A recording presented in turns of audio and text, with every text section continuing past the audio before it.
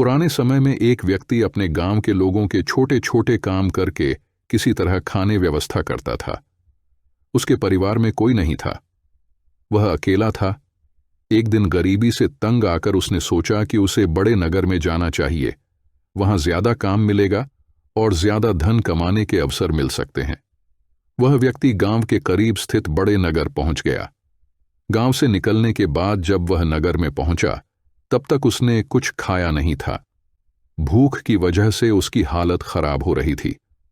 उसने वहां के लोगों से खाने देने के लिए प्रार्थना की, लेकिन किसी ने उसकी मदद नहीं की। भूख से बेहाल होकर पर रास्ते में ही बैठ गया। तभी एक सेठ की नजर उस लड़के पर पड़ी तो उसने उसे बुलाया। भूखे व्यक्ति पर उसे दया आई और खाना दिया। गरीब व्यक्ति ने सेठ से कहा कि आप कृपया मुझे कोई काम दे दें, मैं कड़ी मेहनत करूंगा, आपको शिकायत का कोई मौका नहीं मिलेगा। सेठ ने उसे अपने यहां काम पर रख लिया।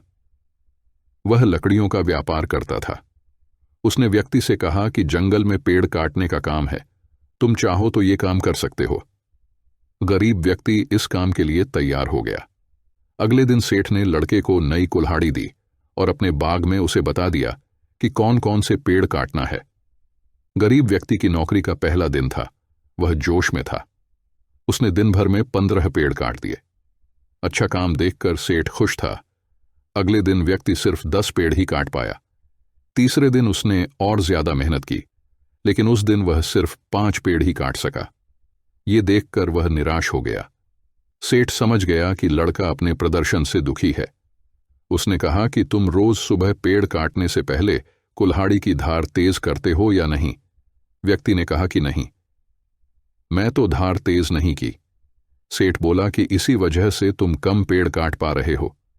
अगर कुल्हाड़ी में धार ही नहीं होगी तो पूरी मेहनत बेकार हो जाएगी और तुम अच्छा काम नहीं कर पाओगे।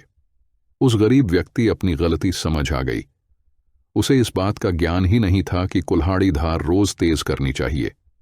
अगले दिन से उसका प्रदर्शन सुधर गया और वह ज्यादा पेड़ काटने लगा। कथा की सीख, इस प्रसंग की सीख यह है कि अगर हम किसी काम में सफल होना चाहते हैं तो शुरुआत में ही हमें उस काम से जुड़ी सभी जरूरी बातें समझ लेनी चाहिए, तभी हम सफल हो सकते हैं।